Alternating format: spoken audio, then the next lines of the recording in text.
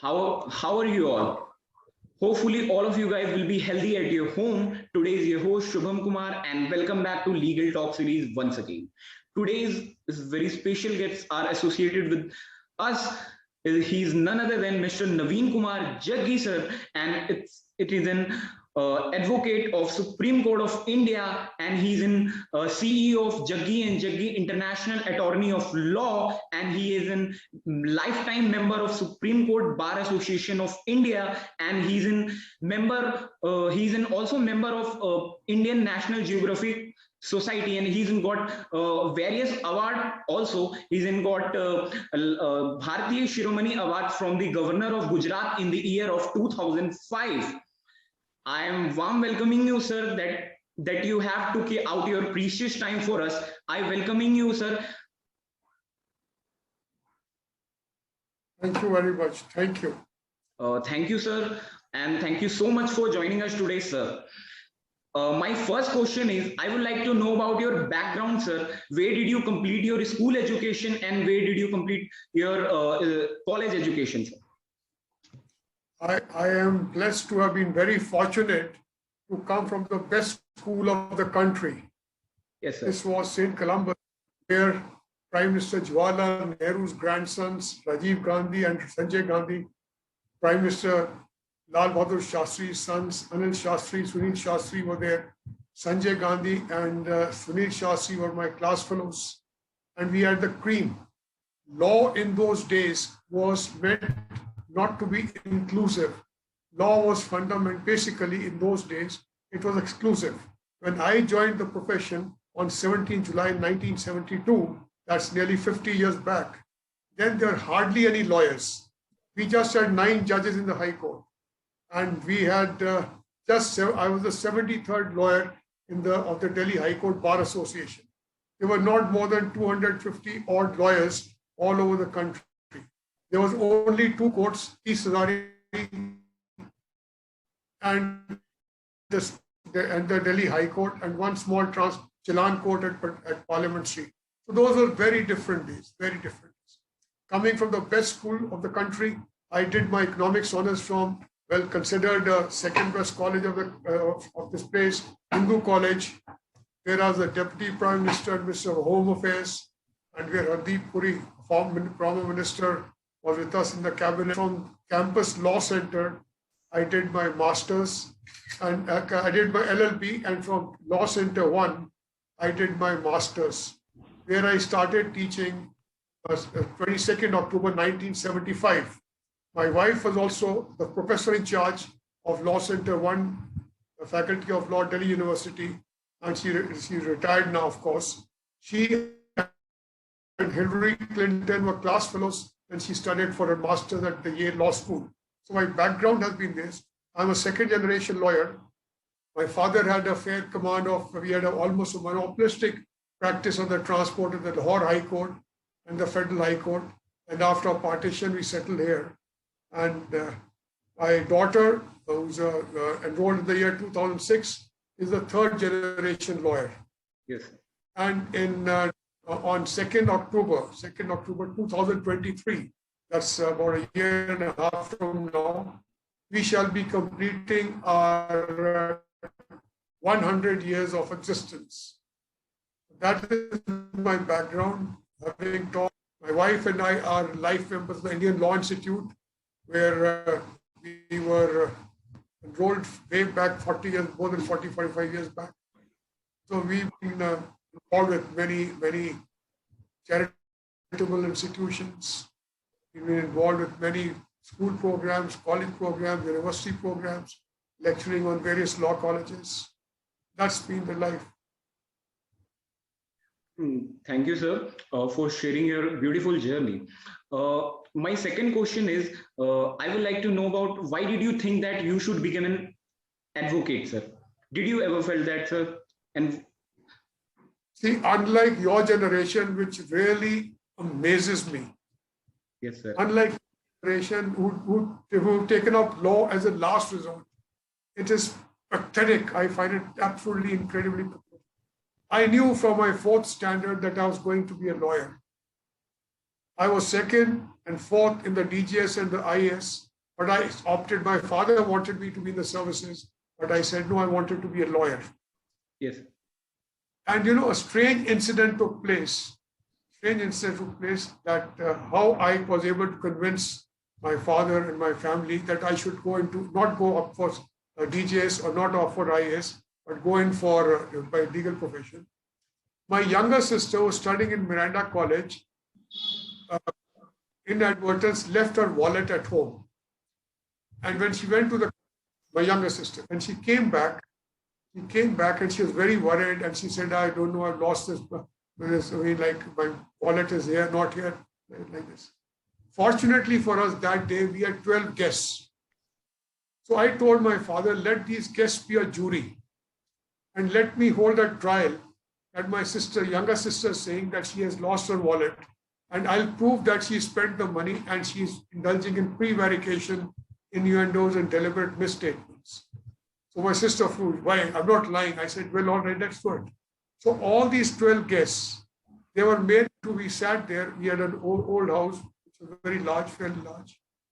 And in the garden there, 12 of the guests were jury. My mother and father my father became the Lord Chief Justice, and my mother became the Super Lord Chief Justice to control my father, being an only son. And then I proved. I cross-examined my sister, and I interrogated her so aggressively that she got fed up. And she said, yes, I spent the money. What are you going to do? And then I took out the wallet. I said, she did not spend the money. She had left it at home. And that's how I convinced everyone. I said, look, here is an innocent person. Because of my skills at cross-examination, I've been able to prove. Now let the jury decide. The jury decided, my father agreed. That's how it got. But I knew from day one I was going to be a lawyer. There was never any other. Because this is the most noble profession. Yes. Which opens for you. Well, it's not a second choice or third choice. Then it doesn't behave you. Because law, when you're upholding the majesty of law, when you're holding the entire judicial system in all its glory, that is what matters. Thank you, sir, for sharing this beautiful thought, sir. Sir, my third question is, you are a very distinguished and well-known lawyer, and your contribution towards legal journey about 49 years. So why did you think that one day you should become an advocate, and when you are in your childhood? So in what thing that came in your mind that changed your whole journey, sir? I didn't have to change my journey. Right from my 4th standard, yes, I knew I was going to, because my father was a lawyer. You see, those days, a lawyer was very highly respected. Very, very highly respected. If a lawyer went to and he would never have need, I mean, if he ever went to a police station, the SHO would stand up. Aiye Vakil Saab, Tashrif Rakhiye. The SP, the SSP would stand up and say, Vakil Saab, kaise aaye? तशरीफ रखिए, क्या खिदमत है, हजूर आला आप तशरीफ रखिए. And you say, नहीं जनाब अली कोतवाल साहब आपको ज़हमत देने आए, तकलीफ. Things were very different. There was none of the new young generation. I mean, like, you never thought of fighting with the police, like the young generation fight with the police. We are parts of the same body, 2 wings of the same judicial system. It was a very respectful system. Yes. And then the respect that you commanded in society is tremendous. If you went anywhere, you would call it Chote Vakil Sahab. I mean, you're in the 6th standard, 7th standard, people saying, Aiye Chote Vakil Sahab. The respect in society, the matters, and the way you conducted yourself, you're a class apart. The moment you don a black coat, you are no longer an ordinary person. That is what I want to tell the new generation. Please, please think. It is not your last resort. This should be your first resort. It's a noble profession. You won't believe it. In all my life, we have never solicited. If you see our website, our philosophy is, law is a noble profession, thou shalt not ever solicit. And do you know who became lawyers in those days? Only the people from the affluent class. Why? Because they said, if you have to earn your living, then you can be bribed, then you can be influenced. Nobody became a lawyer in those days. It was an exclusive class. Why? Because you did not depend for your bread and butter on your legal practice. You're of the landed gentry, you're of an affluent background, and that is why there was no need for you to be corrupt. There was no need for you to do it. But when today it's so much mushrooming of so much less work and everything, things change, times change. What I'm talking about was then. Today, that will not survive because it's a totally different scenario. And then this pandemic COVID-19 has real caused cataclysmic and catastrophic ramifications beyond and anybody could have ever imagined 2 years back. Now times are different, but those times are very different. Can you believe it? Arguing with the best CK, MC Sitalwat, CK Daftari, Soli Surabi, Siddharth Shankar Ray. Yes, sir. Nariman, can you believe it? Can you believe it? The kind of honor, the distinction, the ethics, the morality that we exercised. 1980, that is how many years? 41 years ago. 41 years, sir. Yes. When the standing council, central government, those days there used to be just one or two. Today you have 10, 20. The standing council, very highly respected. This was Ms. Indira Gandhi's time. She'd come back. I was arguing a case for the central government. Mr. Fali Nariman was appearing, and Chief Justice Prakash Narayan's bench, they had passed an order stay against us. While the order was being pronounced, what being written on the stay application, two ladies come roughing, Sarla Grewal and Shanta Grewal. They were the Deputy Chief Controller of Custom and Excise and Deputy Chief. Both come roughing and they whisper in my ear, "Sir, I have the signatures on the license are forged." Can you believe it? Mr. Fali S. Nariman heard that. He was there, I was there. The Court Chief Justice Courtroom, Delhi High Court. April 1980. Mr. Fali Nariman hears this and he tells the judges, "Your Lordship, I withdraw, I recuse myself, I withdraw from this case. I shall not represent a client who has forged the signatures." Justice Prakash said, "No, we've already passed we are halfway through the orders, passing the orders." Said, "No, Your Lordship, I shall refrain from representing a person who has forged the signatures." Can you imagine getting a stay? He must have those days charged 15 lakhs, or which would be nearly a crore today, 80 lakhs today. He refused that brief just because he heard that the Deputy Chief Controller of Import and Export said that the signatures were, "I shall not represent." This was the merit, the ethics, the morality. This was there. Where do you find it now? We used to argue cases for 13 days. We never believed in taking adjournments. Now half the time you're taking adjournment for this reason or that reason. You go unprepared, you're not well prepared, you ask for time. Your petitions, your drafting are pathetically poor. What are you doing? That's not the purpose of law. The law that we are looking for back again, it should be something with total distinction. There is a fluency of the language when you stand before any international court, anywhere, any court. That is where it matters that you should be able to at least express yourself with distinction. That's a lawyer's job. Not fighting with an ordinary khochewala or a street wala like this, wearing a black coat. That distinction, the majesty of law, which has been ordained upon you by the black coat, by the donning of the black coat. Do you know, in a gown that you have, there's a pouch. You know what is that pouch meant for? No, sir. That pouch for when a lawyer would go, appear in the court, come back, he would come and hang his pouch, hang his gown. The client would pay in that pouch whatever he felt, £1, 2 guineas, 3 pounds, 10 rupees, 5 rupees. Because law was a noble profession, you were not supposed to ask for fees. I don't remember the first 15, 20 years of my life ever asking a client for a fees. It was understood to be paid. Look at the drastic metamorphosis of the system. Then and now. Today, if you're not very careful, the client will cheat you first thing. You have to be very careful. So where do you stand? So times and things, the situation have changed. But those were good old days different. Why? Because we had just got independence. The Gandhiwad freedom fighter spirit was there, that honesty, morality, and that I won't say avarice or greed, but the desire for material gain, that was not there. Started coming in when I was already almost 18, 20 years in the profession. Then the 80s, and that then started. So it's a different circumstances. From that point of view, I can only relate as historic facts, which may appear to be mythology to many of the youngsters, that, wow, this is what it is. But that was what it is. I mean, judges appearing before them, they were on merit. Nobody applied to be a judge. The Chief Justice would call you, ask you, please do not appear. Would we like to invite you to be on the bench? You know that. Nobody ever applied. Nobody ever applied. I had a chance at Punjab Haryana High Court sometimes. If you were asked, would you like to do? I could not, because my wife was a professor here and she couldn't have got a job there. But those days you never applied. You didn't. There was no running around, no pushing.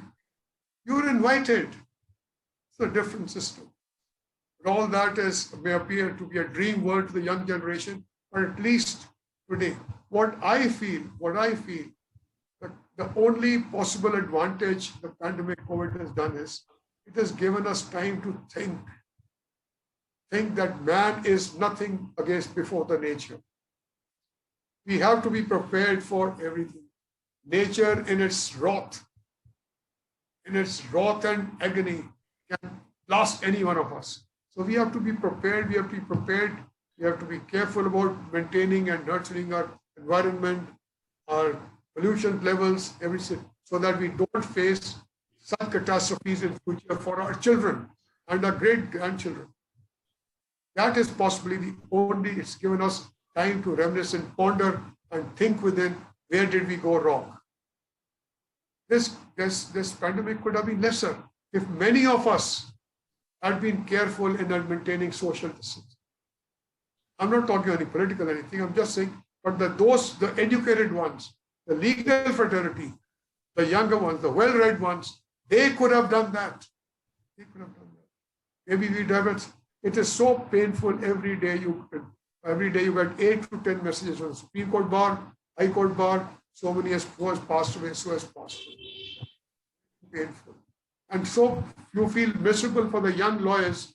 I mean, like they had a big setback last year and again this. But then we have to think and plan. Let us not repeat the mistakes that we've done in 2020 and 21. We are the generation, the black coats, the educated ones. We are the ones who have to lead the public and tell them, look, enough is enough. Let us respect the law of nature. Let us maintain.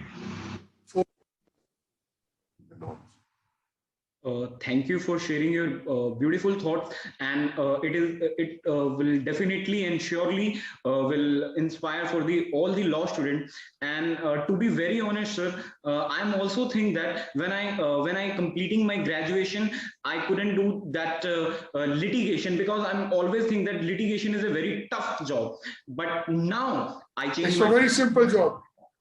It is very simple. It is very simple. See, when we have since 2015, we have trained more than 460 odd interns. Sometimes we have 42 to 44 interns in 1 month. Mr. Anmol, can you show me that photograph? Yes. I'll show you a photograph. That was 17th of May. Today is 15th of May. 17th of May, 2019. Can you see this? Can you see this photograph? Yes, sir. What do you see in this? These are just not all. Four are missing. These are the interns. This is the number of interns I was making them undergo training with me in 1 month. 42 to 44. Yes, sir. And what is written is liked less and remembered more. Can you see that? Yes, sir. Remember.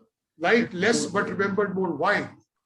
Why? Because I did not spare them. Like in our time, they believe spare the rod and spoil the child. I did not spare them. I made them, they hated me. But now when they are successful in life, the greatest honor that I have is their parents ringing up and saying, look, before telling us, our children tell you that what they have achieved. That is the satisfaction. That's the satisfaction. We drink. See, I am so surprised. I'm so surprised when I ask the students, why did you not learn the art of cross-examination? Why did you not learn the art of arguments, the repartee, the wit? They say, nobody taught us. I said, are you sure you attended the classes? That's the difference. What we do while the interns are here, we develop their personality. We tell them that as a lawyer, you're a different class. You are a person of distinction. We make them stand before the mirror and argue. Spontaneously, we teach them the art of recitation. We teach them the art of elocution. We teach them art of speech, public speech, cross-examination. How do you act? How do you respond in a repartee? How do you respond in wit? How do you act with wit, subtlety, sarcasm, and irony? Like in a British court, they don't fight like we do in the parliament. They fight with their words. That's the thing that we're looking for, Mr. Shubham. It will be a great, great achievement for you if you can get this across the new generation that we are antique, we are outdated, outmoded, but this is all we can tell you. Look at this is the glorious past of this glorious noble profession. Try to emulate this, not other things. Learn these arts and nobody. This profession opens doors for you. You cannot imagine the architect profession, the doctor profession will give you lesser. This will give you on merit. You don't have to ask. The client then come and pay you per minute. The client will come and pay you per minute. Do your job. Learn. The moment you think as a lawyer, you're different. You're a class apart. Where are you studying? Right now, I'm in 5th year, sir. I'm from Guru Gobind Singh University, sir. You are almost ready. You should be ready. See, while in our times, we were taken to CFSL and all. we were sent to seniors for training. They taught us all these things. So you're almost a lawyer. You're almost 90% a lawyer. But today it's a great immense pleasure to have you on board, sir. And it's feel great pleasure that I have got an opportunity to have you on board, sir. And thank you for sharing your beautiful journey, sir. And sir, you are mentioning in your bio that you have a lifetime member of Supreme Court Bar Association. So can you please share your little bit journey about? That would be wrong because I don't believe, but I'll share it with you. I won my first 104 cases. Okay, sir. I won my first 104 cases. The 105th case was before Lord Chief Justice Ranganath Mishra. Lord Chief Justice Ranganath Mishra was the uncle Chachaji of Chief Justice Deepak Mishra. Okay, sir. Okay. I raised a point there before him. I raised the point of contract de ession. Yes, sir. And his lordship admitted there, he says, I've been nearly associated with 68 years in the legal profession from childhood, the family, everything. But for the first time, I've heard this concept. I cannot decide in your favor because the banking system would fail. The banking system would crumble. But yes, you have given me a new point of view, a point of law that I never knew existed. That was Lord Chief Justice Ranganath Mishra. Then on 12th July 2001 or 2000, around 2001 or 2003, yes, sir. Chief Justice Ahmadi and Chief Justice Ranganath Mishra honored me for excellence in legal draftsmanship. This was a function at the Triveni Kala Sangam, and I've got this, 2 Chief Justices. And thereafter, I applied and on. But I understand that Supreme Court life membership is also given by way of a pecuniary contribution also. But 2 Chief Justices had honored me.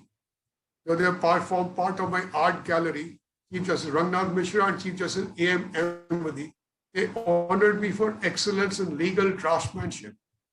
And then the former Prime Minister and the Finance Minister, Mr. Pranab Mukherjee, honored me for oratorial skills. He used to call me an orator. I saw your photo again, sir. I also saw your photo. That would be. See, what I'll tell you what was this point. You're in the 5th year. Yes. What does a contract? What are the 3 ingredients of a contract? Yes, sir. Sir, a proposal, offer, acceptance, yes, or a valid consideration. Yes, sir. I go to Massachusetts Institute of Technology, MIT. I come back with a technical degree, and I tell my father, my parents, that I want to set up a plant. So my parents say, all right, but we don't have, that plant needs 10 crores. We don't have 10 crores. So what we'll do is we'll go to a bank, apply for a loan for you, and we'll give our property, which is worth 10 crore, which is worth 12 crore as collateral mortgage. So my parents and we go there to the bank and we tell them that this want to set up a plant, we need a loan of 10 crores. And this is a property of 12 crore as collateral security. A usufructuary mortgage may be executed, right? It's a bank, right? Right. How the bank says, all right, I get the loan. Is it a contract? No, sir. How is it a contract? That is what I surprised Chief Justice Ranganath Mishra. I surprised him. When I first spoke, he said, what are you doing? I still remember the fine gentleman has passed away. And surprisingly, I'll share with you, which is wrong in an interview like this. We happened to meet at President Venkatraman's office at Rashtrapati Bhavan. I had gone for some other work and he had come there also. So when since I was there earlier, the president said, the Chief Justice of India is coming. I said, while I was moving out for him, Justice Ranganath Mishra said, no, you don't go out. And then he told the president, here is a young lad. I was middle-aged, what young lad, almost oldie-foldy. And he says, here's a young lad who taught me on the point of law of contract, this continental construction case. See, why it is not a contract is because the bank has a printed document. Yes, you can't add a comma, you can't add a full stop, you can't add a semicolon, you can't change. He says, take it or leave it. So where is there a free will? I'm forced, I can't change anything. So this is called a contract d'essence from the French law. Napoleon de Bonaparte was the first man who codified the civil law in the world, not the British. British was second. The first was Napoleon de Bonaparte, when he united all the islands and he made one civil code. So he said that this is called a pretended contract. If you check how you look up. When I go to law colleges where Professor Salim is a master of the law contract, I ask his students, they don't know. This is you, Mr. Shubham Kumar. Thank you for giving this opportunity. And it's a wonderful interacting with you. But tell all your followers and friends, this is a profession totally different, par excellence.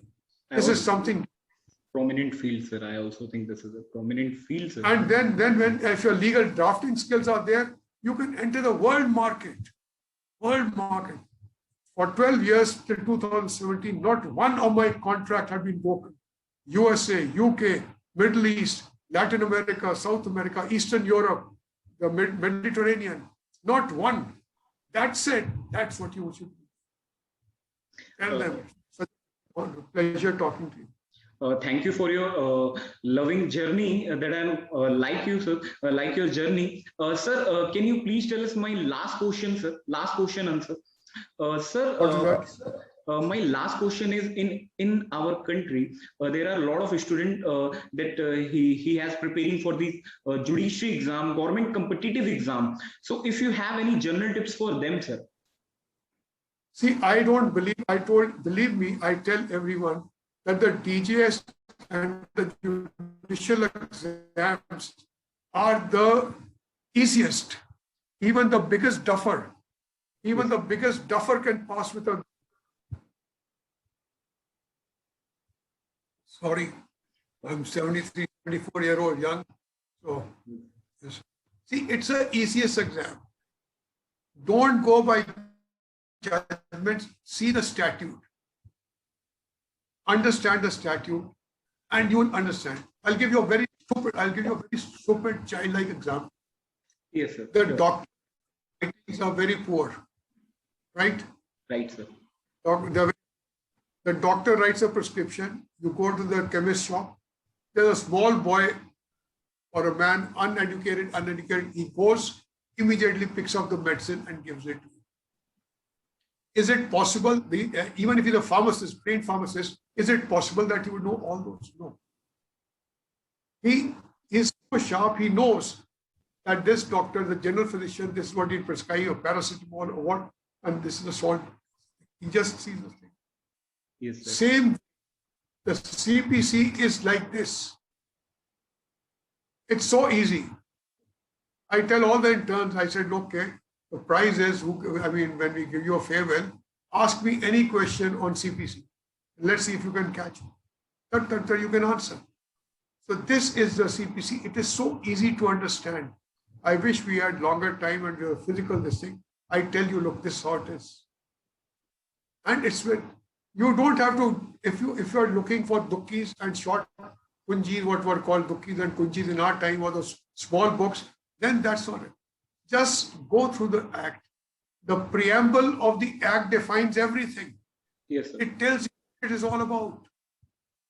It clarifies everything. Right? And then you start going to the section. It's so easy, you can never forget. What I studied 55 as a law student, you can still remember, because we are taught. The difference is what these young generation tell me, if they're telling the truth. They say that the professors, they don't teach them like that. That's not possible. How is it possible that universities are charging 50 lakhs, then they're charging 50 lakhs for a 5-year course? And how can it be that they don't teach you these things? So because they don't want to answer or they can't answer, they give you the excuse. But the professor has to teach you these things. Yes, sir. In one class, when I was teaching law, can you believe it? I had campus law center, the law center 1 and law center 2. We'd put up a tent, and out of my salary, I'd give them a Coke and Fanta. And we'd, for 3 hours, 4 hours, teach them pleading and conveyancing on the blackboard. I should teach them how it is written, how it is done, what are the basic ingredients. I teach them how is the will. I taught them. So many, I have lawyers now who are millionaires who have worked on what I taught them about how to make a complete will. A will drafted by me can never ever be challenged because it's complete. But I'm not, please, Mr. Don't understand what I mean is, because we cover every aspect of the will. My students will become judges. At one time, my wife and my students, we had 68 judges. 68 judges in this High Court, Supreme Court. Students there, many of them, at that time, they may not have liked if we were stern with them or anything. But yes, they do appreciate the fact that, look, if they read, get some contribution. Because we taught them the values, the real teaching. That's important. So from now on all your shows, please ensure you only have lawyers who really believe that law is the most noble profession. Yes, sir. Law is being a lawyer makes you a distinguished personality. Have those people so that your fan following increases. People respect you on merit and not for reason that, okay, you're a doer and you're a go-getter. That's also important today. But it's equally more important is the merit. The meritorious students and always, no catastrophic situation can alter or take away his success story if it's based upon merit. Thank you for sharing your beautiful journey. Now it's time to stop the conversation, and I love to hearing your words, and it will definitely inspire by all the law students in our India. And thank you so much for joining us today. Thank you so much for joining us.